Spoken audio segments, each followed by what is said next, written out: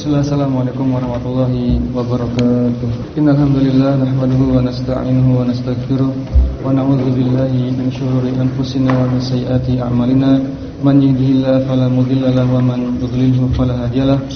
Wa asyhadu an la ilaha illallah wa la syarika lahu wa asyhadu anna Muhammadan 'abduhu wa rasuluhu la nabiyya ba'dah. Amma ba'd, pertama-tama kita bersyukur kepada Allah Subhanahu wa taala atas limpahan nikmat yang Allah berikan kepada kita semua. Kemudian salawat serta salam semoga senantiasa tercurah limpahkan kepada Nabi kita Muhammad SAW, kepada keluarga beliau yang beriman, kepada para sahabat dan umat beliau hingga akhir zaman. Baik, kemudian tak lupa pula kita berdoa kepada Allah Subhanahu wa taala semoga dimudahkan dalam belajar, dimudahkan dalam memahami pelajaran kita, yakni belajar nahwu, salah satu dari cabang ilmu bahasa Arab yang harapannya bisa menjadi sarana atau ilmu alat ketika kita nanti mengkaji teks-teks dalil, teks berbahasa Arab dari Al-Quran maupun As-Sunnah. Baik, atau pertama terkait dengan materi, kita akan sampaikan dulu biografi dari Ibnu Ajurum. Ya. Karena tak kenal maka apa? Ya, kenalan ya. Kalau tidak kenal ya kenalan. Kita kenal nama beliau Ibnu Ajurum, tapi barangkali belum tahu kapan beliau dilahirkan, kemudian kapan wafatnya, beliau besar di mana, tinggal di mana, ya.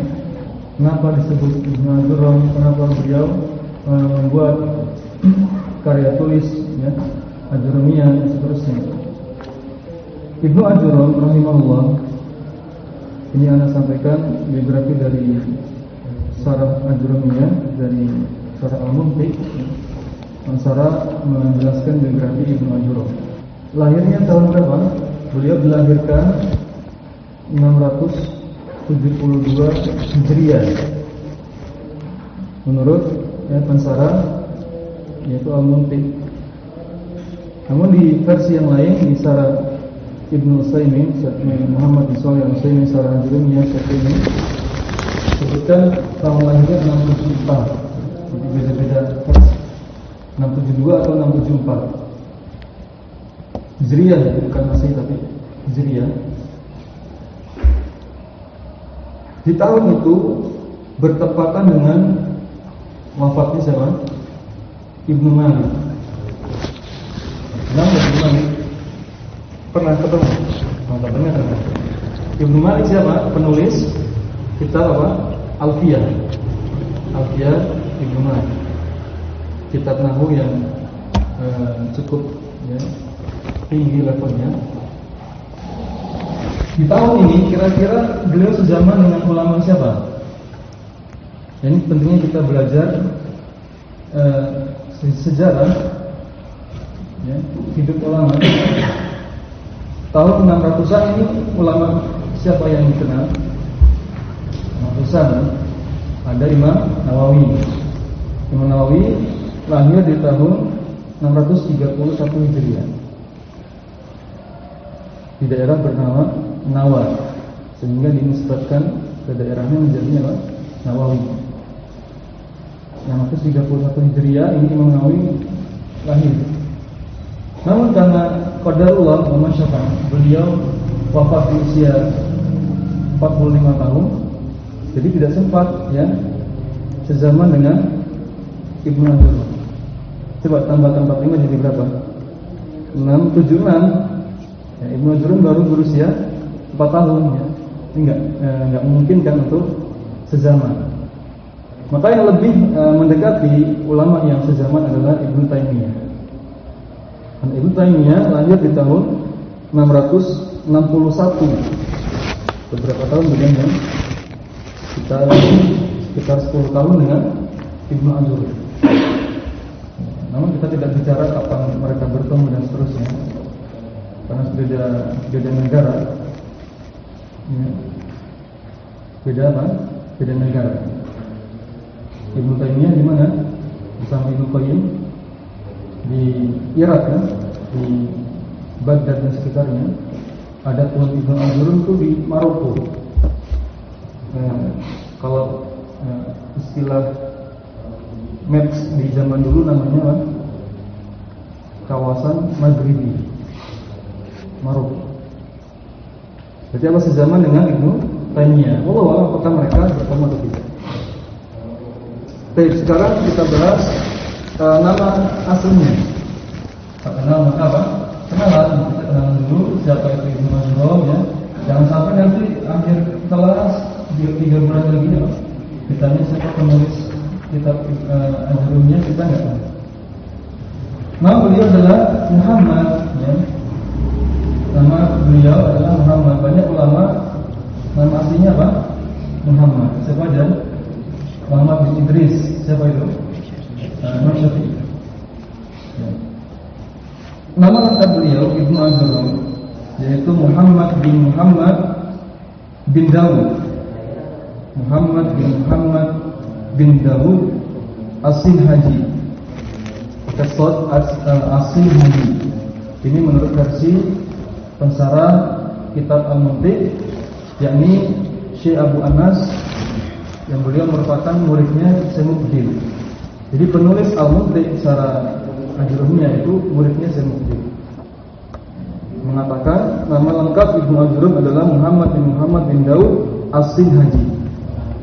Di versi yang lain As-Sonhaji. Nah, jadi nggak usah ribut. Jadi kalau ada perbedaan, mungkin ustaz yang lain menjelaskan As-Sonhaji. Apa? Cuma beda bahasa.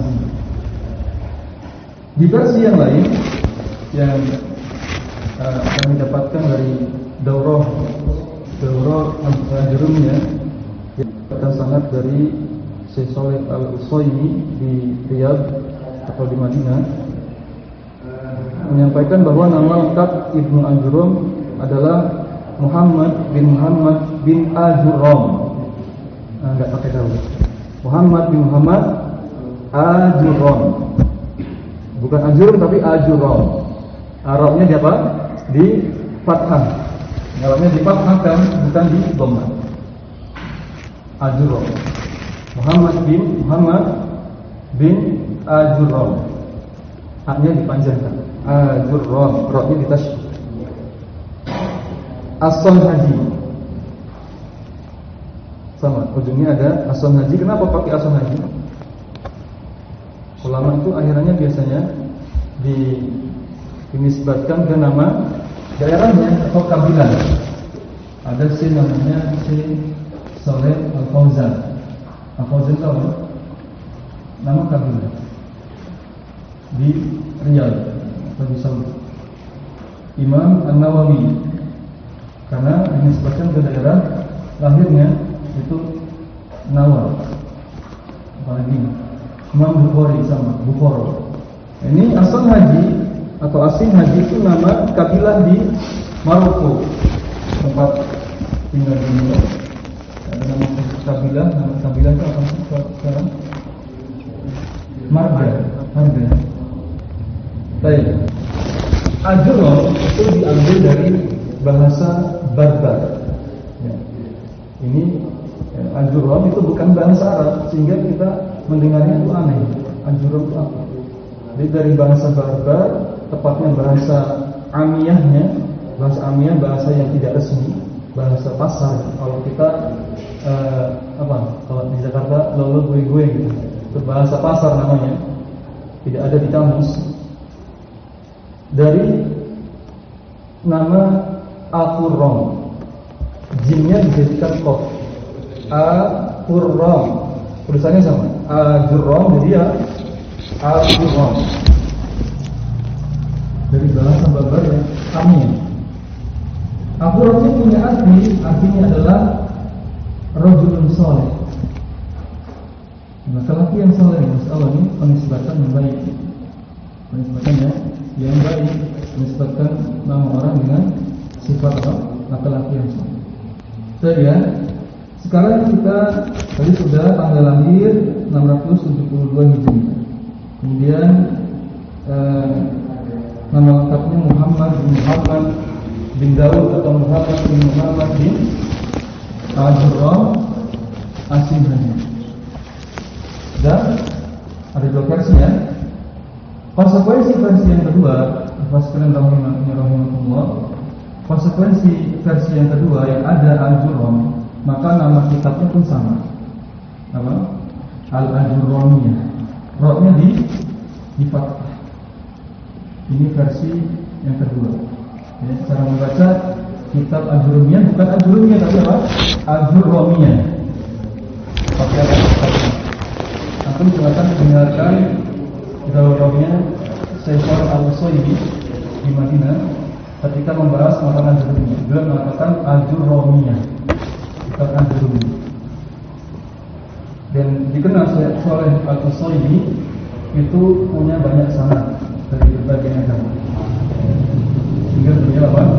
Kita bisa jadikan hujah perkataan. Baik.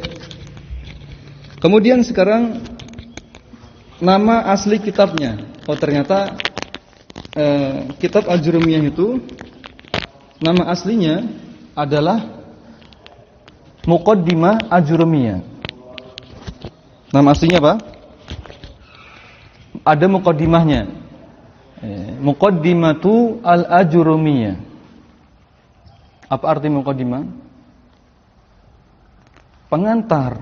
Kenapa kok ada muqaddimah? Karena memang kitab Ajurramiyah itu dibuat sesederhana mungkin sebagai apa? Pengantar sebelum belajar ilmu nahwu yang lebih tinggi. Kalau kita apa di karya tulis Indonesia apa? Kalau pengantar itu pakai apa?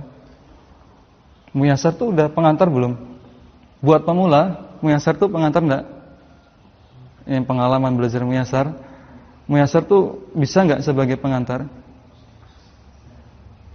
Ada yang bisa, ada yang enggak ya, tergantung basicnya. Kalau dari nol, ya, dia tiba-tiba dapat buku yang berbahasa Arab, pusing biasanya, pusing Mas. Jenuh ya, apalagi baru ketemu istilah baru ya, apa? Banyak ketemu istilah baru, mubtada, khobar, fa'il, pusing ya. Maka beberapa ustadz membuat modul khusus pengantar ya. Soal antum sudah pernah belajar ya, mungkin di mahat-mahat yang antum pernah ikuti, itu biasanya ada modul-modul i'dad atau persiapan. Baik ya. Ya akhirnya dikenal sekarang dengan kitabnya apa? Ajurramiyah, gitu aja. Bahkan sebagian tempat cuma bilang Jurumiyah gitu. Lebih mudah diucapkan. Baik ya.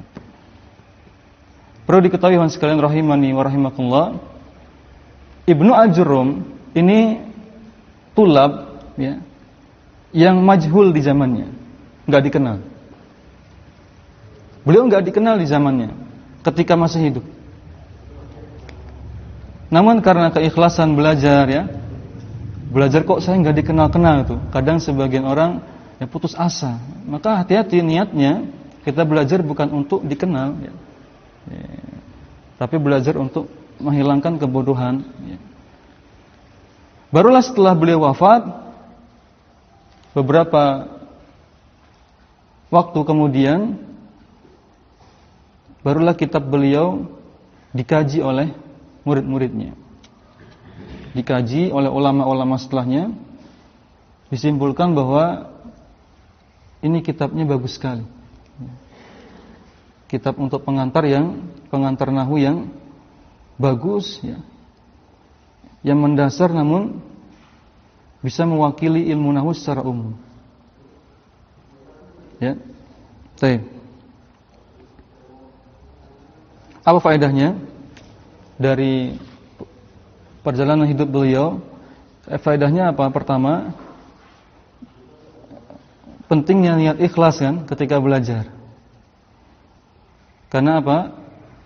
Imam Malik mengatakan, "Makana lillah baqiya" atau "Makana lillahi abqa." Apapun yang diniatkan karena Allah, termasuk belajar nahwu, baqiya. Apa baqiya? Langgeng ya. Entah langgeng karyanya, entah langgeng apa? Usianya. Ya. Dan semisalnya, entah langgeng keturunannya. Ya, berkahnya itu. Itu pertama faedah dari perjalanan hidup Ibnu Ajurrum. Yang kedua faedahnya, sabar dalam menuai hasil. Antum belajar nahwu berapa abad, berapa tahun? Kita ini belajar bahasa Arab paling lama berapa tahun? Kalau supaya bisa baca kitab gundul, insya Allah cukup 2 tahun cukup kan? Yang sudah pernah belajar, soal 2 tahun itu cukup. Namun kadang sebagian kita, kok saya sudah bertahun-tahun ini, kapan bisanya? Ya. Kapan bisa menguasai ilmu-ilmu dasar dari bahasa Arab itu kapan? Kok iya baca Quran nggak paham-paham, baca hadis nggak paham-paham, baca kitab juga nggak paham-paham. Maka harus sabar, ya. Harus sabar. Baik. Sampai ada perkataan yang mengatakan, bagaimana kalau sampai meninggal saya belum paham bahasa Arab? Gimana kita menyikapinya? Maka jawab saja, ya, saya bersyukur ya, justru saya bersyukur ya, tetap bisa menjadi hujah di hadapan Allah ketika meninggal saya masih dalam proses belajar bahasa Arab. Allah menyaksikan ya usaha kita, namun qadarullah kita masih misalkan belum dipahamkan, ya kan Allah yang punya pemahaman ya, bukan kita. Sehingga dianjurkan bagi kita semua sebelum belajar itu berdoa, ya, berdoa kepada Allah Subhanahu wa taala, karena yang punya ilmu adalah Allah Subhanahu wa taala. Baik. Kemudian tahun wafatnya, atau kita seling dulu dengan bagaimana ulama menyanjung Ibnu Al-Jurram. Tidak kami sebutkan bentuk sanjungannya, namun cukup dengan berbagai sarah yang ditulis oleh ulama menunjukkan apa? Kitab ini sangat penting. Ya. Semakin banyak sarah dari suatu buku, suatu kitab, menunjukkan kitab itu apa? Sangat penting. Menjadi perhatian banyak ulama. Ya, kalau mau dibuktikan, kalau mau jadi tugas, ya, antum cari berapa jumlah sarah Ajurumiyah di muka bumi, ya, dari zaman ke zaman. Dipastikan ratusan, ya. Ratusan ulama mensarah Ajurumiyah. Namun yang terkenal nanti kita akan bahas. Yang terkenal yang disarankan oleh Syekh Abu Anas. Syekh Abu Anas ini penulis sarah Ajurumiyah, yaitu Al-Mumti. Beliau menyarankan sarah Ajurumiyah yang sebanyak itu ya jangan semuanya dibaca ya. Habis hidup kita buat belajar Ajurumiyah, maka cukup sarah-sarah yang beliau rekomendasikan dari abad ke abad. Yang pertama, beliau menyarankan sarah Ajurumiyah itu sarah Al-Kafrawi.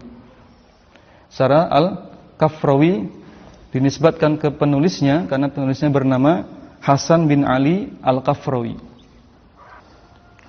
Al-Kafrawi ini hidup di abad ke-12, ya. Di abad ke-12 Hijriyah, ya, bukan Masehi. Berarti berapa tahun lalu? Ya sekitar 300 ya, 300 tahun yang lalu. Abad ke-12. Kemudian yang kedua yang disarankan adalah yang sudah dikenal, yaitu Tuhfatus Saniyah. Syekh Abu Anas menyarankan sarah-sarah Ajurumiyah yang patut kita baca. Yang pertama sarah Al-Kafrawi, karena sangat bagus isinya, sistematis, banyak melatih kita untuk mengi'rab. Ada contoh di i'rab, bahkan matanya semua di i'rab. Matan Ajurumiyah semuanya di i'rab, dari huruf per hurufnya. Sampai contoh-contohnya pun di i'rab semuanya oleh Al-Kafrawi. Yang kedua Tuhfatus Saniyah, lebih tipis ya. Tuhfatus Saniyah ini di abad ke-14. Selang sekitar berapa tahun?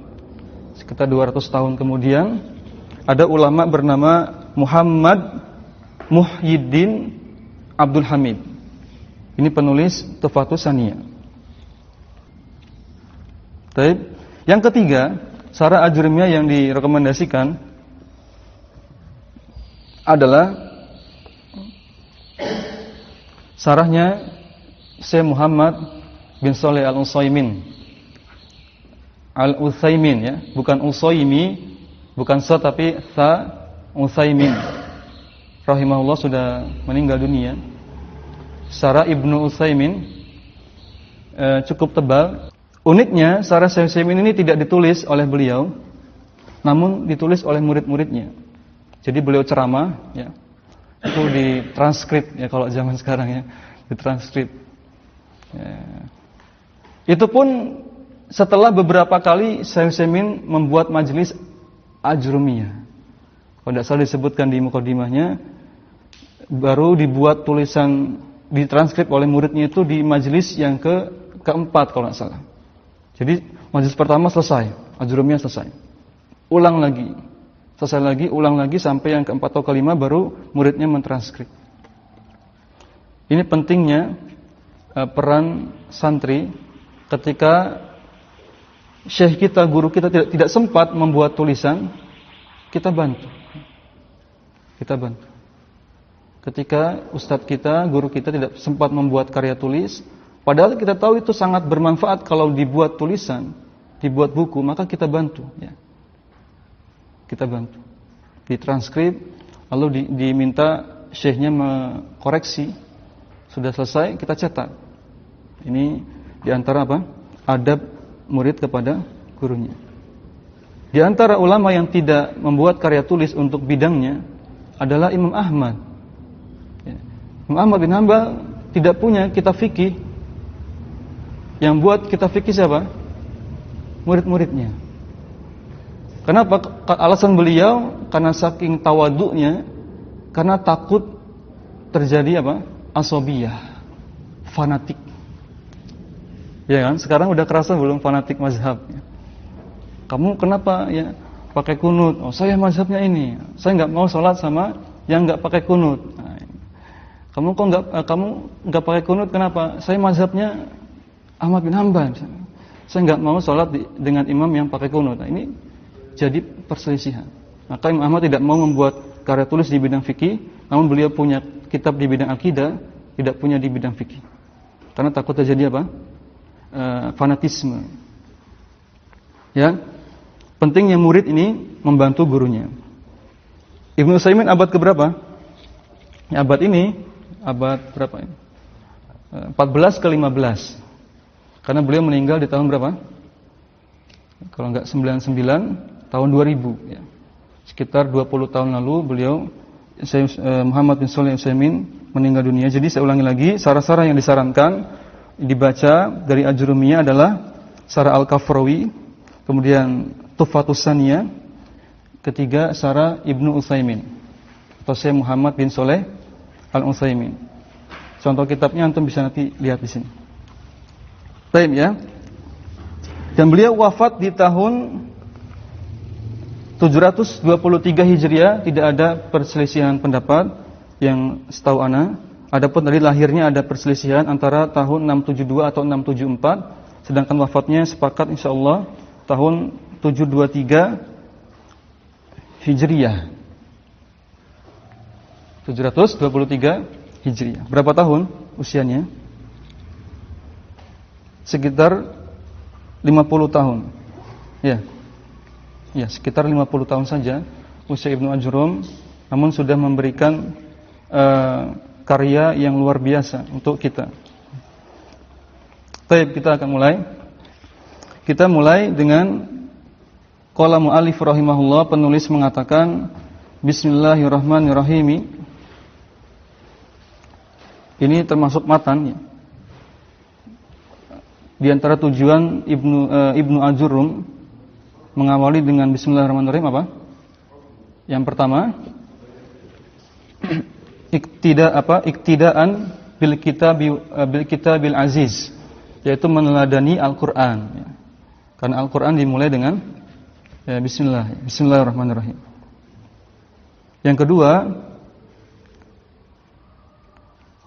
wa amalan biqaulihi sallallahu alaihi wasallam, yaitu beramal dengan sabda Nabi, karena ada sabda Nabi yang menganjurkan apa? Mengawali segala sesuatu yang baik dengan Bismillahirrahmanirrahim. Juga bisa karena Nabi kita Muhammad SAW biasa kalau buat surat diawali dengan Bismillahirrahmanirrahim. Jadi meneladani dua subjek, yang pertama atau dua objek Al-Qur'an, yang kedua meneladani Nabi kita Muhammad SAW. Baik, kita bahas ke matan. Al-kalamu wal lafzul murakkabul mufidu bil wad'i wa aqsamuhu salasatun ismun wa fi'lun wa harfun kalimat. Baik. Kalam di sini maksudnya kalimat atau jumlah mufidah kalau di kitab Muyassar, kalimat yang sempurna. Dia harus memenuhi 4 syarat. Yang pertama adalah lafaz, kedua murakkab, ketiga mufid, keempat bil wad'i. Kalimat sempurna itu kata Ibnu Ajurrum harus punya 4 syarat ini. Yang pertama lafaz, apa lafaz? Bisa diucapkan, ya. Sesuatu yang bisa diucapkan itu lafaz. Ada saut, ada suara. Berarti dikecualikan apa? Kitabah. Tulisan itu bukan lafaz. Buku ini bukan lafaz, ya. Karena kondisinya bukan sesuatu yang diucapkan. Tapi kalau udah kita baca jadi lafaz. Yang keluar dari lisan kita itu lafadznya. Yang dikecualikan yang kedua apa? Isyarat. Pernah lihat Pak polisi kan di Bangjo pakai apa? Perewitan terus pakai tangan gini, ini namanya isyarat. Meskipun orang paham, ya, namun secara ilmu nahwu tidak bisa disebut sebagai kalam. Tidak bisa, karena kalam itu sumbernya harus saut. Kenapa bahasa Arab itu belajarnya harusnya dari mana? Dari hiwar dulu harusnya. Yang kedua murakkab. Murakkab ini maksudnya minimal disebut kalimat itu sempurna, disebut kalam, minimal susunannya dua kata saja. Ya. Kalau di Indonesia SPOK, ya, SP-nya saja sudah cukup, subjek predikat. Minimal 2 kata, ya. Sudah? Mufid, yang ketiga mufid. Mufid itu apa? Harus berfaedah, ya, enggak sebatas bisa diucapkan, enggak sebatas 2 kata tapi bisa berfaedah. Paham, orang itu paham, ya. Ada enggak ucapan yang gagal paham? Banyak.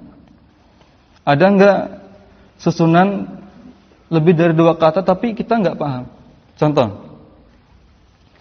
Idza jaa al-ustadzu. Paham enggak maksudnya? Apabila ustaz datang, ya. Terus kenapa, ya? Ustaz datang terus ngapain? Nah, belum paham padahal sudah 3 kata. Idza jaa al-ustadzu.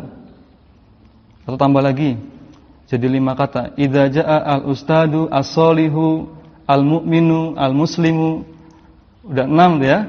Paham enggak kita? Masih belum paham kan? Maka belum disebut kalam. Harus sampai mufid. Sudah? Yang terakhir bil wad'i. Syekh Utsaimin dalam syarahnya menjelaskan ada 2 versi. Yang pertama, bil wad'i itu maksudnya sesuai dengan EYD-nya orang Arab. Ejaan yang disempurnakannya apa? Orang Arab. Orang Arab bilang rojul. Rojul itu kalau marfu rojulun, kalau mansub rojulan, kalau majur rojulin. Udah, kita manut. Ya, gak boleh kita bikin-bikin sendiri. Ya. Ikut orang Arab bilang apa, ya kita ikut. Versi yang kedua, kata Syekh Muhammad bin Shalih Al-Utsaimin, disebut kalam dengan syarat yang keempat bil wad'i itu diucapkan dengan sadar. Ya. Diucapkan dengan sadar. Berarti bukan sedang ngigau, bukan pemabuk yang sedang berbicara, bukan orang yang ngantuk. Dah, paham insyaallah? Kita simpulkan dari 4 syarat ini. Dari 4 syarat ini, maka yang paling penting adalah mufid. dan lafadz. Kenapa? Karena murakkab dengan bil wad'i ini sudah tercakup di mufid. Kata sebagian pensara, cukup dua saja lafadz dengan mufid, selesai. Kenapa? Kalimat yang sudah bisa dipahami pasti minimal dua kata. Pasti minimal dua kata. Ya enggak? Coba ana cuma bilang budi. Antum paham enggak? Cuma satu kata, budi. Kita belum paham. Minimal dua kata, budi mandi. Paham? Oh, budi sedang mandi. Baik. Dan bil wad'i juga sama. Kalimat disebut kalam berfaedah itu pasti imma sesuai dengan orang Arab, yang diucapkan orang Arab. Yang kedua pasti diucapkan dengan sadar. Ya. Nggak ada orang gila itu ucapannya dipahami, nggak ada. Mereka asal ucap aja kan. Orang ngigau ya, kita kalau ngigau mungkin yang sudah punya istri ya, tanya istrinya, kalau kita ngigau itu paham nggak? Nggak paham ya. Paham insyaallah ya, itu 4 syarat ini harus terpenuhi semuanya. Wa aqsamuhu salasatun. Aqsamuhu, hu-nya ini kembali ke al-kalam. Ya. Macam kalam ada 3. Nah, ini perlu diluruskan. Bukan maksudnya jenis kalam, tapi macam unsur penyusun kalam ada 3. Kenapa? Karena kalam itu tadi apa artinya? Jumlah mufidah. Kalau jumlah mufidah ditaksim, dibuat pembagian, harusnya apa? Jumlah fi'liyah, jumlah ismiyah toh. Nah, ini kok kalam dibagi 3, isim, fi'il, huruf. Kalimat sempurna dibagi 3, isim, fi'il, huruf. Enggak pas kan? Enggak pas. Kata sebagian pensara mengatakan maksudnya adalah macam dari unsur penyusun kalam ada 3, yaitu isim, fi'il, huruf. Syarat hurufnya apa? Syarat hurufnya perhatikan. Ja'a li ma'nan, harus punya makna. Dikecualikan huruf apa berarti? Huruf hijaiyah. Di huruf hijaiyah tidak termasuk huruf di sini. Karena huruf hijaiyah tidak bermakna. Apa buktinya? Coba. Apa maknanya huruf kha? Enggak ada kan? Apa maknanya huruf qaf? Enggak ada. Enggak ada makna. Apa maknanya huruf alif? Baik ya. Dilanjutkan dibaca. Al-ismu yu'rafu bil khafdi wat tanwini wa dukhulil alifi wal lam wa hurufil khafdi wa hiya min wa ila wa an wa ala wa fi wa rubba wal ba'u wal kafu wal lam wal huruf fil qasami wa hiya al wawu wal ba'u wat ta'u. Ya. Kita masuk membahas isim. Fal ismu yu'rafu, yang artinya isim itu dapat diketahui, dikenal dengan beberapa ciri ya. Satu, apa cirinya? Bil khafd ya. Kalau di kitab Muyassar apa istilahnya? Jar ya. Nah, ini khafd, ini istilah lain dari jar, karena dalam bahasa Arab itu ada 2 mazhab ya. Ada mazhab Basrah dan ada mazhab Kufah. Ya. Mazhab Basrah mengatakan jar, istilahnya jar. Mazhab Kufah mengatakan khafd. Berarti Ibnu Ajrum ini mazhabnya apa? Kufah. Beliau itu kufiyun, ahli Kufah. Di antara dalilnya beliau memilih kata khafd daripada jar. Kalau kita mazhabnya apa? Mazhabnya taklid ya, ngikut aja. Baik. Yang ciri pertama, isim itu, enggak perlu kan dijelaskan isim kan? Itu maksud anak kenapa ayo kita murojaah lagi pelajaran-pelajaran nahwu sebelumnya supaya nanti enggak kelamaan ya. Masa mau dibahas lagi isim itu apa ya? Isim kan secara umum kita katakan kata benda walaupun tidak begitu tepat ya. Karena tidak semua isim itu kata benda. Ada apa aja selain kata benda? Ada kata sifat. Isim kan? Ada kata keterangan, zorof. Sebagian dzaraf kan isim. Ya. Jadi terlalu luas isim itu sebenarnya pembahasannya. Baik, isim itu dicirikan dengan ciri pertama khafad. Artinya apa? Khafad akhirannya kasra. Kalau ada suatu kata akhirannya kasra, pasti isim. Pasti isim ya. Rajulin, kitabin, baitin, apa lagi?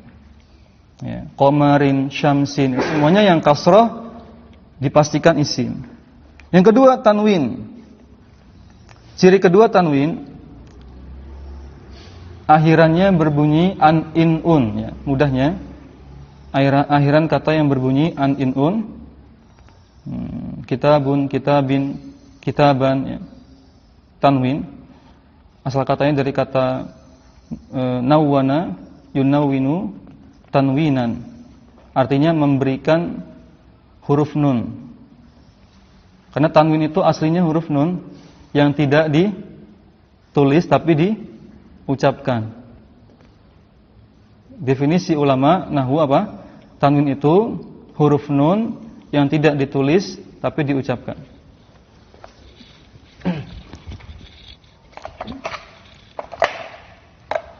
Misalkan kita tulis kata kitabun. Kitabun ini tanwin ya, tanwin sepakat. Maka kalau boleh ditulis harusnya begini. Aslinya adalah pakai nun, aslinya pakai nun. Kitabun. Ini nun mati yang tidak ditulis tapi cuma diucapkan saja. Paham sampai sini? Kitabun, kitaban juga sama ya, tinggal ganti saja kitaban, kitabin. Kata ulama, tanwin itu asalnya dari huruf nun yang disukun. Kemudian ciri ketiga, jadi kalau ketemu lafaz ada an in unnya, pasti isim. Ya. Gak usah ragu, pasti isim walaupun kita belum tahu artinya. Lanjut ya. Yang ketiga, dukhuli al alifi wal lam. Kemasukan alif lam maksudnya gimana? Awalnya itu ada alif lamnya. Bisa alif lam qamariyah atau syamsiyah. Contoh misalkan al-kitabu, ar-rajulu, al-qamaru, asy-syamsu dan seterusnya. Mudah ya, soal ini mudah.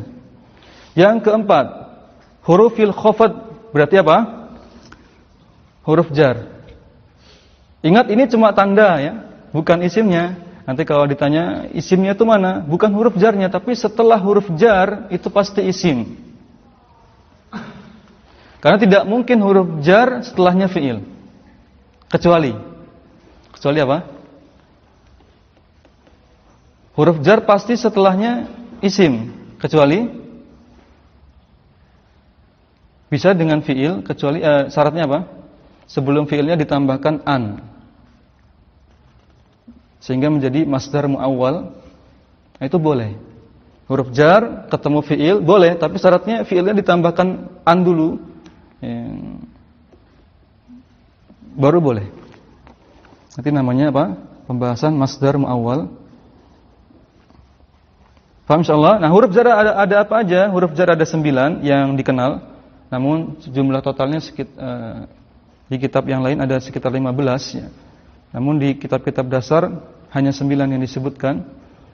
Yang pertama huruf min, kedua ila, ketiga an, keempat ala, kelima fi, keenam rubba, alba'u, ketujuh, ke-8 kaf, ke-9 lam ya. Sisanya itu tambahan saja, yaitu huruf qasam artinya huruf sumpah. Ada wawu, ada ba, ada ta, huruf sumpah diterjemahkan demi ya. Kalau ada huruf jar setelahnya pasti isim. Contoh pakai ila, pakai min. Min artinya apa? Dari, ila ke atau kepada ya. An dari, ala di atas, fi. Enggak usah terjemahkan ya, kan sudah tahu kan? Nah, deskripsi kan sudah tahu insyaallah. Min ini ibtida fungsinya, yaitu untuk memulai. Ya, saya berangkat dari rumah ke sekolah.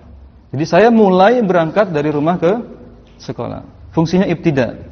Ila fungsinya intiha. Kebalikan ibtida, itu sesuatu yang berakhir. saya berangkat dari rumah ke masjid. Maka masjid ini tempat terakhir dia beraktivitas. Intiha itu berakhir, fungsinya untuk mengakhirkan kegiatan. Ya, ketiga fungsinya mujawazah. Mujawazah itu maknanya apa? Sesuatu yang melewati. Contohnya gini, kita sering dengar hadis an Abi Hurairah, ya, an Nafi, ya, misalkan Nafi berguru kepada siapa? Malik, Nafi, siapa lagi gurunya? Misalkan Anas, misalkan an Malik, an Nafi, an Anas, an Nabi SAW. Artinya hadis itu melewati. Tadi ulangi urutannya. Misalkan ini contoh saja. Imam Malik, ya, Imam Malik ngambil hadis ke Nafi, Nafi ke Anas, sahabat Nabi Anas bin Malik. Anas ngambil hadis ke Nabi Muhammad SAW. Malik, Nafi, Anas, Muhammad, Nabi Muhammad. Artinya hadis itu melewati, ya, hadis itu sampai ke Anas dengan cara melewati Nafi. Itu fungsi dari an, mujawazah, sesuatu yang melewati, ya. Bukan pakai min. Kalau min sudah berakhir, selesai, nggak boleh ada setelahnya lagi. Jadi pakainya an, dari, artinya sama an dengan ini, dari, tapi an ini fungsinya mujawazah, masih berkelanjutan. An, dari, ya. Paham insyaallah? Yang berikutnya ada ala, di atas, fungsinya isti'la. Isti'la itu, ya, berada di atas, sesuatu yang tinggi. Enggak perlu terjemahkan, ya. Al-kitabu alal maktabi, misalkan. Kitab itu di atas meja. Kemudian ada rubba. Ulama berselisih pendapat, ya. Fungsinya apa? Ada yang mengatakan fungsinya bisa taklil, bisa takthir, banyak atau sedikit, tergantung apa? Konteks kalimat. Contoh, rubba rajulin karimin, rubba rajulin karimin, atau rubba rajulin solihin. Kira-kira rubbanya maknanya banyak atau sedikit? Mas? Sedikit. Yang banyak mana? Rubba rajulin karimin atau rubba rajulin solihin. Ya, jawabannya bisa banyak, bisa sedikit, tergantung apa? Zamannya zaman siapa? Kalau zaman sahabat, ya banyak, rajul soleh banyak. Tapi zaman kita, ya, maksudnya sedikit sekali. Paham? Tapi ulama lain tetap kekeh bahwasanya rubba itu taklil saja, fungsinya untuk sedikit saja. Adapun taksir itu pengecualian, jarang dipakai. Lanjut ke ba. Tadi ya rubba rajulin, maka rajulinnya harus dikasrohkan akhirannya. Fungsi huruf jar adalah menjadikan majrur isim setelahnya, di antara tanda asal majrur adalah akhiran kasroh. Baik, ada ba artinya dengan, insyaallah sudah jelas. Kaf artinya seperti, gitu ya. Lam artinya untuk atau kepemilikan. Kemudian ada huruf qasam, huruf sumpah, ya. Qasam itu artinya sumpah, ya. Qasam itu artinya sumpah, diterjemahkan dengan demi. Oleh karena itu di Al-Qur'an kalau ada huruf qasam pasti setelahnya majrur. Majrur identik dengan harokat akhir kasroh. Apa contohnya? Wasyamsi waduhaha, ya kan? Wal qamari. Enggak boleh antum baca wasyamsu, enggak boleh. Nanti kalau wasyamsu artinya dan matahari. Kalau wasyamsi demi matahari. Apalagi? Wal asri innal insana lafi khusr. Wal asri demi masa, karena wawunya di situ wawu qasam. Bukan wawu yang artinya dan, bukan, tapi wawu yang artinya sumpah, demi, ya. Bisa pakai wawu, bisa pakai ba, bisa pakai ta. Namun yang paling sering pakai wawu, ya. Baik, sekarang yang terakhir di halaman 1, silakan dibaca. fi'il ya. Wal fi'lu yu'rafu bi qad wasin wa sawfa wa ta'id ta'nis sakinati Rafu ma la yasluhu ma'hu dalilul ismi wala dalilul fi'li. Baik. Sekarang fi'il itu yu'rafu, dikenal. Yu'rafu kita sering dengar istilahnya apa? Ta'aruf kan? Kalau ta'aruf ingat ya. Kalau yu'rafu bingung. Nah, yu'rafu ya ta'aruf, perkenalan ya. Saling mengenal. Kalau ta'aruf saling mengenal ya. Berarti harus saling mengenal, enggak satu arah ya. Nah, enggak boleh kalau satu arah saja, harus saling mengenal ta'aruf itu ya. Dua pihak harus saling mengenal ya. Baik. Maka yu'rafu dikenal, fi'il itu diketahui dengan ciri-ciri berikut. Satu, qad, artinya qad itu sebelumnya ada qad. Contohnya apa? Qad qamatis shalah ya. Berarti qamat yaitu fi'il, kata kerja. Qad aflahal mu'minun. Berarti aflaha itu kata kerja. Ya, paham insyaallah? Apa arti qad? Qad itu artinya secara umum apa? Tahqiq ya, untuk menegaskan. Ya, secara umum ya. Yang sering kita pakai adalah litahqiq, untuk menegaskan saja.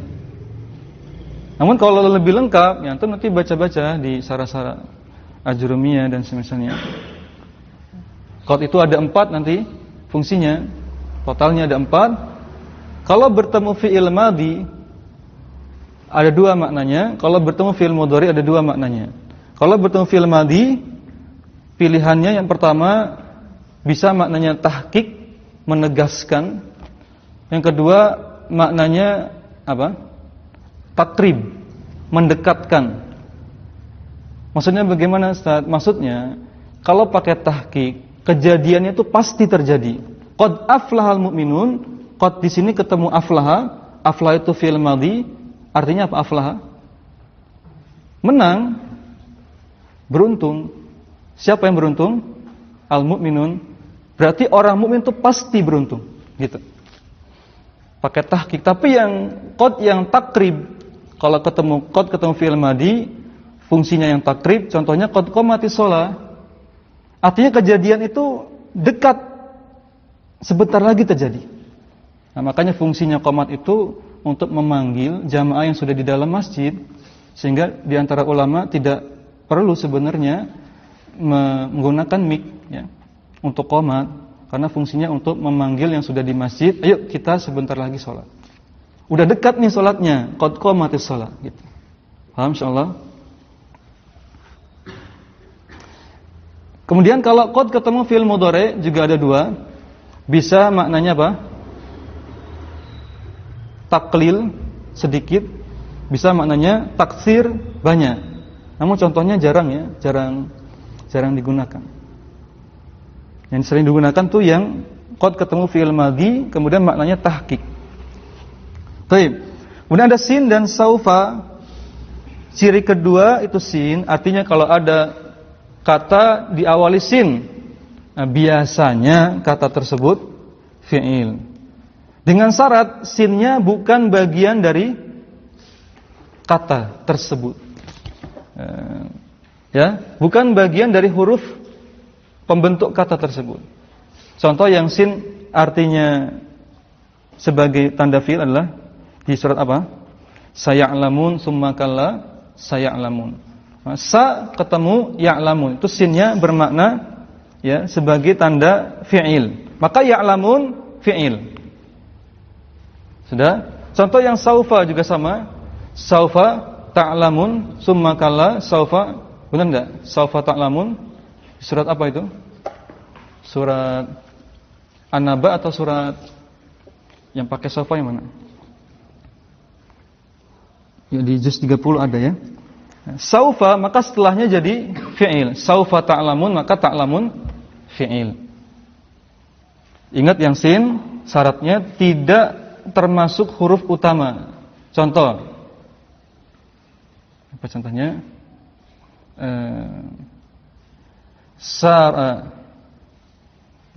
Saro, misalkan saro artinya berjalan.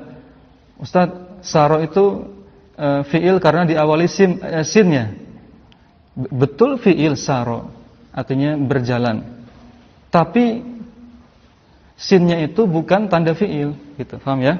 Karena sinnya bagian utama dari kata kerja itu. Harusnya dia tambahan saja. Tambahan. Ya, taib ya. Sin saufa bedanya apa? Maknanya sama-sama istiqbal. Istiqbal itu maknanya akan datang, sesuatu yang terjadi akan datang. Namun sin itu lebih aqall, ya.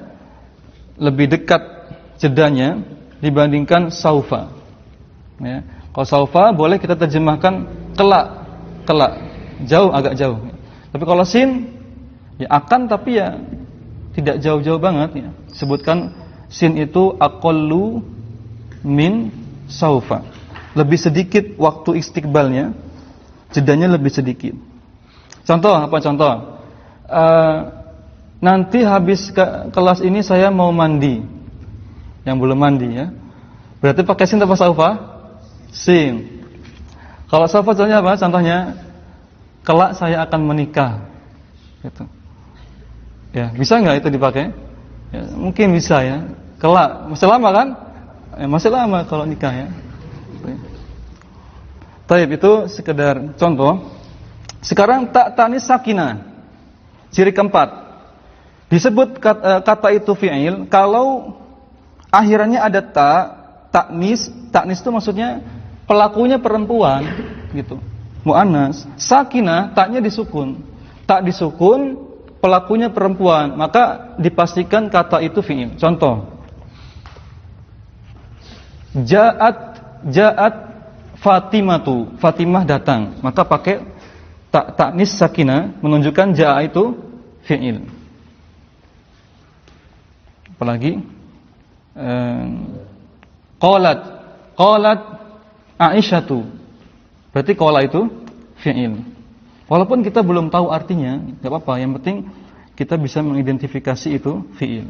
Sekarang huruf. Nah, bagaimana ciri huruf? Maka jawabannya sederhana. Lihat di kitab.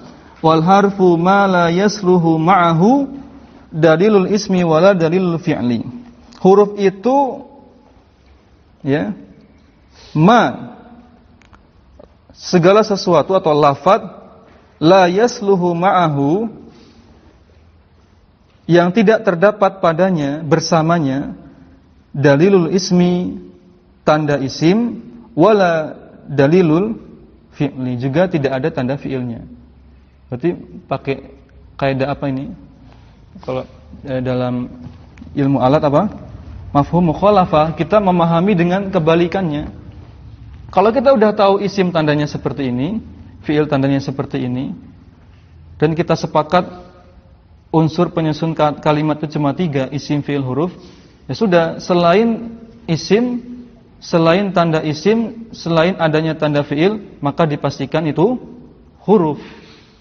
Sehingga Syekh Shalih Al-Utsaimin, Syekh Muhammad bin Shalih Al-Utsaimin dalam Syarah Ajrumiyahnya, beliau memberikan perumpamaan.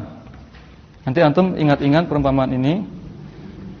Isim itu diibaratkan seperti huruf jim. Fi'il diibaratkan seperti huruf kha. Huruf diibaratkan seperti huruf ha. Jim, ha, kha. Apa kalau ditanya, apa ciri huruf jim? Titiknya di bawah. Ya kan? Di perut itu kan. Apa ciri huruf kha? Titik di atas. Nah, terus antum tanya, ya, apa ciri huruf ha? Antum jawab apa? Ya antum bilang aja ya selain jim dan kha itu pasti ha. Paham? Sama ketika antum ditanya apa ciri huruf, ya udah enggak ada cirinya selain isim dan fi'il itu huruf. Ini lebih memudahkan kita bila ada yang bertanya, "Ustaz, apa itu ciri huruf?" Ya. Kenapa enggak dikasih ciri aja? Ya, enggak usah ya. Ngabisin waktu ya, kalau cari-cari cirinya. Nah, selain isim dan fi'il itu pasti huruf. Contoh huruf apa? Ya ada tadi sudah kan? Min ya. An, ila, ba dan seterusnya. Baik. Kita lanjut dulu ya. Dibaca Mas. Babul i'rab. Babul i'rab. Al-i'rabu wa taghyiru awakhiril kalim. Khilafil awamil dakhilati alaiha lafdhan aw takbiran aqsamuhu arba'atun raf'un wa nasbun wa khafdun wa jazmun. Balil asma'i min dhatikar raf'i min dzalika ar-raf'u wan nasbu wal khafdu wala jazmu fiha wala jazma fiha. Terus walil af'ali min dzalika ar-raf'u wan nasbu wal jazmu wala khafdu fiha. Baik. Sekarang masuk bab i'rab ya. Bab i'rab, apa itu i'rab ya? I'rab itu huwa taghyiru awakhiril kalimi ya. Huwa taghyiru segala sesuatu, segala susunan kata yang ada perubahan pada akhirannya, maka disebut dengan ya i'rab. Isimnya, lafadznya disebut lafadz yang mu'rab. Jadi cuma beda istilah aja. I'rab itu prosesnya ya. Dalam kalimat ini terdapat peristiwa i'rab. Ketika ditanya lafadz apa yang i'rab, yang terjadi i'rab lafadz Muhammadun, berarti Muhammad isim yang mu'rab. I'rab itu prosesnya, mu'rab lafadznya. Itu apa? Perbedaan istilah. Taghyiru awakhiril kalimi, i'rab itu segala sesuatu yang prosesnya menjadikan ada perubahan di akhiran kata. Contohnya, ja'a Muhammadun, dun kan? Bikin lagi kalimat Nasara Aliyun Muhammadan. Tadi ja'a Muhammadun, Nasara Aliyun Muhammadan, marartu bi Muhammadin. Dun dan din namanya proses i'rab. Terjadi perubahan akhiran ya. Sudah? Namun Muhammadun mu'rab yang marfu, Muhammadan mu'rab yang mansub, Muhammadin mu'rab yang majrur. Insyaallah majrur, mansub, marfu enggak perlu kan dibahas kan? Nah, itu harus murojaah dulu. Berarti yang masih belum paham apa itu marfu, majrur, murojaah lagi. Nanti insyaallah tetap ada dibahas di pembahasan setelah ini. Bagi yang kesulitan murojaah sudah banyak buku-buku nahwu terjemahan ya. Bisa dicari terjemahan kitab Muyassar itu ada ya. Yang sampulnya kuning ya. Itu bisa buat baca-baca di rumah. Baik. Itu i'rab. Kenapa kok bisa berubah-ubah? Lihat alasannya. Likhtilafil awamilid dakhilati 'alaiha lafdhan aw taqdiran. Karena apa? Karena adanya ikhtilaf, adanya variasi al-awamil, faktor-faktor yang mempengaruhi terjadinya perubahan akhiran kata. Namanya awamil atau amil. Amil itu faktor yang mempengaruhi perubahan akhiran kata. Contoh tadi, ja'a Muhammadun, Muhammad datang. Amilnya apa? Apa faktor yang mempengaruhi dia dibaca dun? Faktornya karena ada fi'il ma'lum. Fi'il atau kata kerja positif menjadikan ya dibaca Muhammadun. Ya, di antara amilnya adalah ada fi'il di situ. Ya, yang kedua amilnya bisa karena dia fa'il ya, subjek. Sudah? Lanjut. Kemudian tadi Nasara Aliyun Muhammadan. Ali menolong Muhammad. Kenapa Muhammad dibaca Muhammadan? Amilnya apa? Ya bisa kedudukan sebagai objek gitu ya. Namanya amil ya. Tadi yang terakhir, marartu bi Muhammadin. Aku melewati, aku berpapasan dengan Muhammad. Apa amilnya? Kok bisa dibaca din? Ada huruf jar. Paham? Ini namanya amil ya. Likhtilafil awal, karena amil yang bervariasi, karena bisa jadi subjek, karena objek, karena ada huruf jar, sehingga dia berubah. Ada khilati yang masuk alaiha kepada kata tersebut, kalimat tersebut, lafzon baik perubahannya itu nampak, au takdiron, atau perubahannya enggak nampak. Kalau tadi Muhammadun, Muhammadan, Muhammadin, perubahannya nampak atau tidak nampak? Nampak. Contohnya enggak nampak. Kita bikin kalimatnya. Dan Ja'a al-fata, telah datang pemuda itu. Nasara Aliyun al-fata, Ali menolong si pemuda itu. Marartu bi al-fata, aku melewati pemuda itu. Jadi al-fata ini enggak berubah akhirannya. Sebenarnya berubah tapi enggak dimunculkan karena ada penghalang, ya. Apa penghalangnya? Bengkongnya itu yang menghalangi. Nah, paham ya insyaallah? Namanya takdiron, tersirat perubahannya. Ada 4 macam dari i'rab. Yang pertama rafa, kedua nasab, ketiga khafad, keempat jazm. Rafa itu identik dengan akhirannya dhamma. Nasab identik dengan akhirannya fathah. Khafad atau jar, ya. Tadi tergantung antum mazhabnya apa. Kalau antum mazhabnya Basrah pakai jar, ya.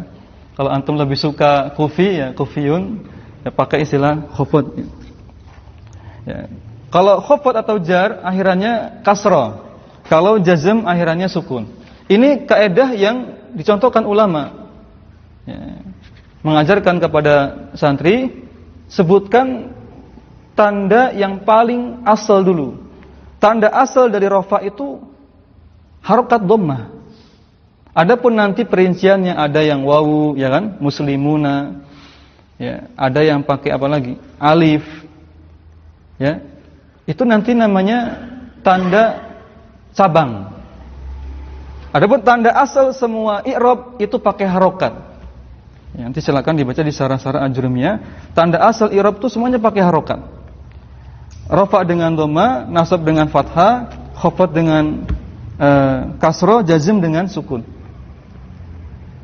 Contoh yang rafa tadi, ya, Ja'a Muhammadun. Contoh yang nasab, Nasara Aliyun Muhammadan, pakai fathah kan. Khafad tadi, Marartu bi Muhammadin. Jazm apa jazm? Contohnya jazm di surat Al-Ikhlas, ya. Lam yalid wa lam yulad. Yalid itu lafaz yang majzum, akhirannya sukun. Alam ya'lam bi annallaha yara. Alam ya'lam, nah itu majzum karena jadi akhirannya sukun. Itu 4 macam apa? I'rab. Ingat-ingat, insyaallah ini mudah. Kemudian falil asma'i, untuk isim, bagi isim, min dzalika, terkait pembahasan i'rab, maka isim itu i'rabnya cuma 3 saja. Dari keempat i'rab, isim itu cuma 3 saja i'rabnya. Rafa, nasab, dan khafad. Wala jazmat fiha, tidak ada sama sekali jazm bagi isim. Kenapa alasannya? Karena isim enggak mungkin akhirannya sukun. Ya, isim enggak mungkin akhirannya sukun. Baik. Begitu pula fi'il juga ada 3, yaitu rafa, nasab, dan jazm. Tidak ada bagi fi'il i'rab jar. Kenapa? Karena fi'il enggak boleh akhirannya kasrah. Ya. Fi'il tidak boleh akhirannya kasrah. Apa dalilnya? Dalilnya dibutuhkannya nun wiqayah. Kalau membuat kalimat, mau kita sambung antara fi'il dengan isim, biasanya pakai nun wiqayah. Nun untuk menjaga, wiqayah dari kata waqa yaqi wiqayatan, untuk menjaga supaya akhiran fi'il tidak jadi kasrah gara-gara bersandar ke isim. Contoh. Atau membuat kalimat Muhammad menolongku. Gimana kalimatnya? Muhammad menolongku. Nasara, kita pisah dulu ya. Nasara, Muhammad ya, biasa ya. Aku apa? Ana. Tapi enggak gini nanti nulisnya. Jadi gimana? Jadi Nasaroni. Ini sebenarnya ada roknya ya, kurang enak ya. Ya udah enggak apa deh. Nasaroni Muhammadun. Jadi seperti ini. Artinya Muhammad menolongku. Karena domir ana artinya kan saya. Kalau dijadikan objek maka dia berubah menjadi domir yang lain, menjadi seperti ini. Ya, sukun. Nah, supaya roknya tidak kasro ketika disambung dengan ya sukun, maka harus ada nun. Namanya nun wikoya, dijaga supaya roknya tidak kasro. Karena fi'il nggak boleh kasro akhirannya. Coba kalau dipaksakan nggak ada nun, jadi nasori. Jadi nasori nanti. Nah, kalau pada isim boleh. Apa bahasa Arabnya buku saya? Kitabi boleh, karena ini isim. Boleh. Ya. Paham insyaallah ya, itu kenapa alasannya kok isim fi'il tidak boleh jar, karena nggak boleh kasr. Jadi kalau di Al-Qur'an banyak ya, nanti kalau ketemu ingat-ingat pelajaran ini. Baik. Lanjut dulu, dibaca lagi. Baik. Dibaca. للرفع 4 علامات الضمة والواو والألف والنون فأما الضمة فتكون علامة للرفع في 4 مواضع في 4 مواضع في الاسم المفرد وجمع التكسير وجمع المؤنث الثاني والفعل المضارع الذي لم يتصل بآخره شيء وأما الواو فتكون علامة للرفع في موضعين itu isim musanna fi mawdi'aini. Terus في جمع المذكر السالم والأسماء الخمسة وهي أبوك وأخوك وحموك وفوك وذو مال. وأما الألف فتكون علامة للرفع في تثنية الأسماء خاصة. وأما النون فتكون علامة للرفع في الفعل المضارع إذا اتصل به ضمير تثنية أو ضمير جمع أو ضمير المؤنثة المخاطبة. Ya. Bab ma'rifat alamat i'rab. Maksudnya apa? Kita membahas bab mengenal tanda-tanda i'rab. Tadi kan i'rabnya sudah kan? Jenisnya udah Pak tadi, rafa, nasab, khafad atau jar ya. Dia apa? Jazm. Sekarang kita kenal masing-masing itu punya tanda. Kita mulai dari rafa. Li raf'i 4 alamatin. Rafa untuk i'rab jenis pertama itu rafa ada 4 tanda. 1, tanda akhirannya itu dhamma. Penyebutan pertama menunjukkan itu tanda asalnya ya. Semua tanda asal i'rab itu harokat pakainya. Yang kedua baru pakai huruf wawu, yang ketiga pakai alif, keempat pakai nun. Kita kasih contoh ringkas saja. Dhamma contohnya apa? Muhammadun, ya kan? Jaa Muhammadun, maka ini yang dhamma. Yang wawu apa? Jaa muslimuna. Kaum muslimun itu datang. Yang pakai alif, jaa muslimani. 2 orang muslim datang. Yang pakai nun pakai fi'il ya. Apa? Yaktubuna apa? Muhammadun yaktubuna ar-risalata. Maka yaktubuna di situ i'rabnya dia marfu rafa, terjadi rafa karena subutun nun, adanya nun. Paham insyaallah? Baik. Sekarang kita bahas yang dhamma. Fa amma dhammatu fatakunu alamatan liraf'i. Dhamma itu merupakan tanda rafa fi 4 mawadi' yang terdapat pada 4 tempat, 4 isim. Yang pertama pada isim mufrad, yang kedua pada jamak taksir, yang ketiga pada jamak muannats salim, yang keempat pada fi'il mudhari'. Dengan syarat fi'il mudhari'nya, perhatikan, tidak semua fi'il mudhari', tapi fi'il mudhari' yang lam yattasil, tidak bersambung, akhiruhu bi akhirihi syai'un. Fi'il mudhari' yang akhirannya itu tidak ada apa-apa. Tidak ada tambahan apa-apa. Atau nama lainnya fi'il mudhari' apa? Sudah dipelajari lagi miasarnya. Fi'il mudhari' dibagi 3. sahih akhir, mu'tal akhir, af'alul khamsah. Ini fi'il mudhari yang mana? Yang sahih. Ya. Ini yang sahih akhir. Kata penulis, rafa dengan dhamma, contohnya pertama pada isim mufrad. Contohnya apa? Jaa Muhammadun. Seorang bernama Muhammad telah datang. Seorang, mufrad kan? Contoh yang jamak taksir. Jamak taksir itu jamak yang irregular, tidak beraturan ya. Enggak ada rumusnya, susah ya. Kita bikin contohnya apa? Zahabtu. Anda pakai yang marfu ya. Jadikan fa'il. Jaa al-anbiya'u. Al-anbiya jamak dari nabi. Para nabi itu telah datang. Maka harus dibaca dhammah semua. Tadi jaa Muhammadun, enggak boleh Muhammadan, enggak boleh Muhammadin. Jaa al-anbiya'u, enggak boleh al-anbiya'a, enggak boleh al-anbiya'i. Paham insyaallah? Yang ketiga jamak muannas salim.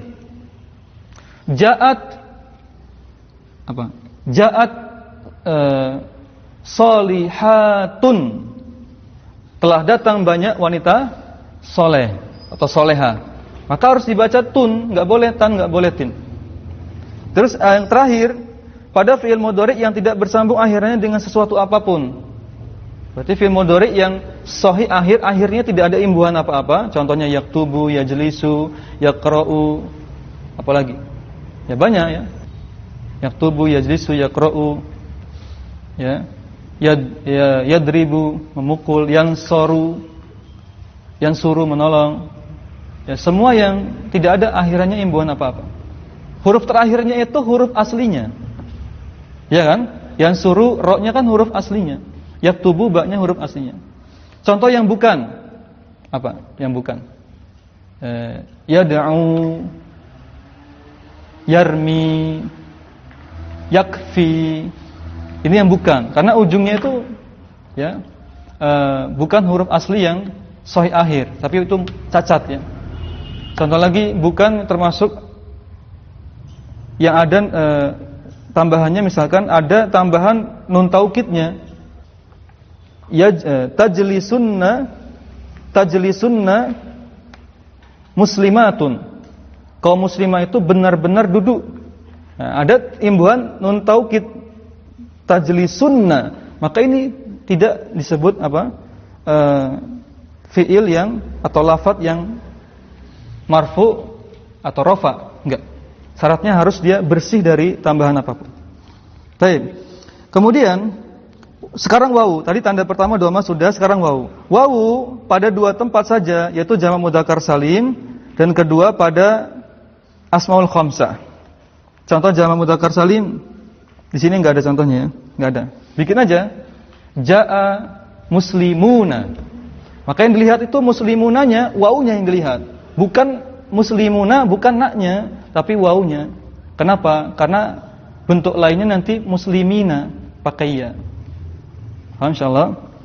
Contoh yang asmaul khamsah. Kita ambil saja contohnya di sini. Asmaul khamsah wa hiya abuka, akhuka, hamuka, fuka, zumalim. Abuka, bapakmu. Terjemahin enggak ini? Enggak usah ya. Asmaul khamsah ingat, bukan abukanya, tapi abunya.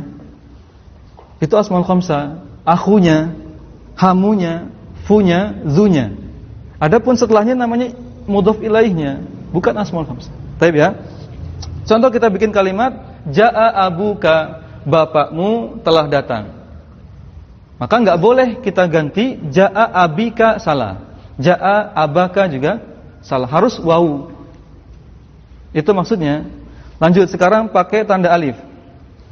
Tanda alif ya, alamatan li raf'i fi tasniyatil asma'i khossatan. Khossatan artinya khusus, hanya terdapat pada tasniyatil asma. Nama lainnya apa?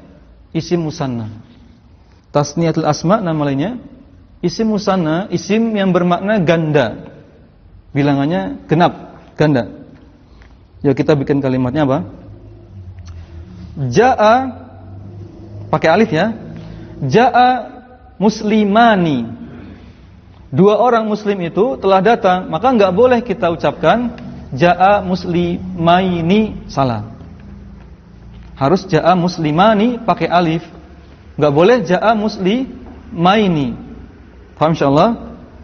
Wa amman nun sekarang yang terakhir, tanda nun. Ya, pas ya. Tanda nun terdapat pada fil fi'lil mudhari'i, pada fi'il mudhari' dengan syarat idza tasala bihi dhamiru tasniyatin. Syaratnya apa? Jika fi'il mudhari'nya bersambung dengan dhamir tasniyah itu apa? Dhamir tasniyah itu dhamir anti. Ya. Contohnya kalau di tasrif itu jadi apa? Coba tasrif. Siapa yang mau tasrif? Yaktubu. Nanti ketemu ke anti, coba. Ada yang mau tasrif? Yaktubu, yaktubani, yaktubuna, taktubu, taktubani, yaktubna, taktubu, taktubani, taktubuna, taktubina. Nah, itu anti kan? Maka taktubina ini ya ada dhamir tasniyah.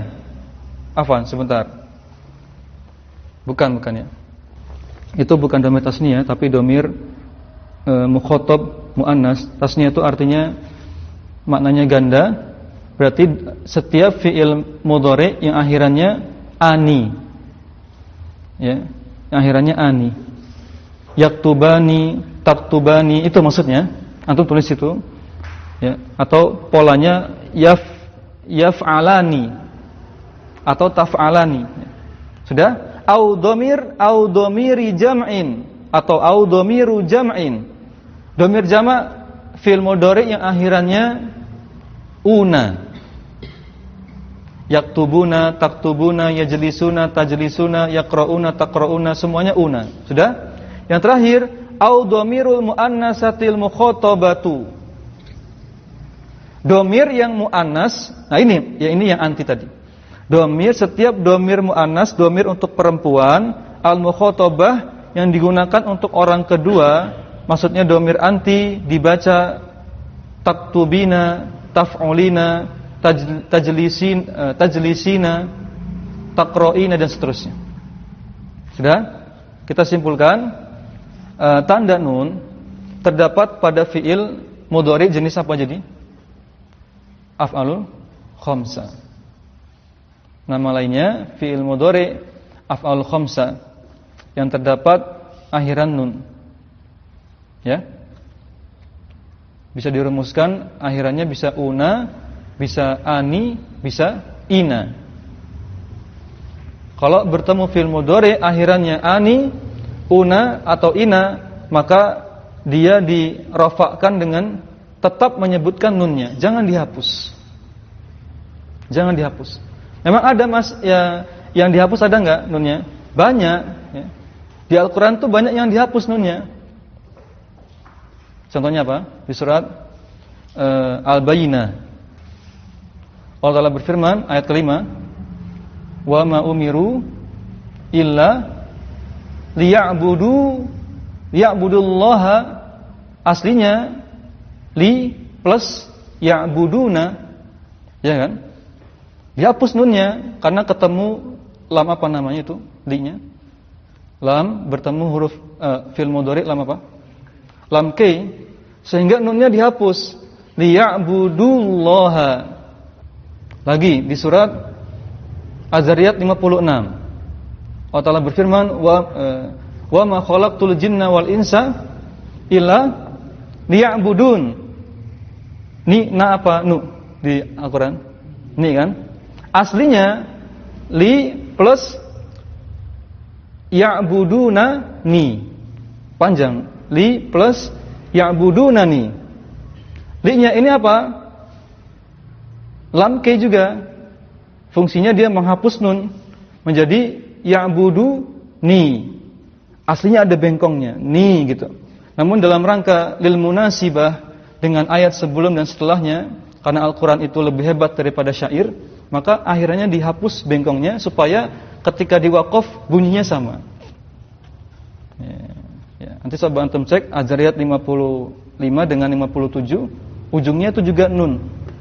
Karena Al-Qur'an itu lebih indah daripada syair. Kalau syair aja bisa kan di otak-atik biarin akhirnya sama. Al-Quran nggak perlu diotak-atik, tapi dengan kaidah yang sempurna, dibaca indah.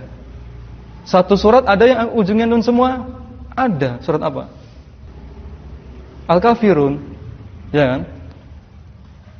Ujungnya kan nun semua, pasti nggak bisa. Baik, itu selesai pembahasan kita. Baik, demikian kita akhiri. Subhanakallahumma bihamdik, asyhadu an la ilaha illa anta, astaghfiruka wa atubu ilaik. Assalamualaikum warahmatullahi wabarakatuh.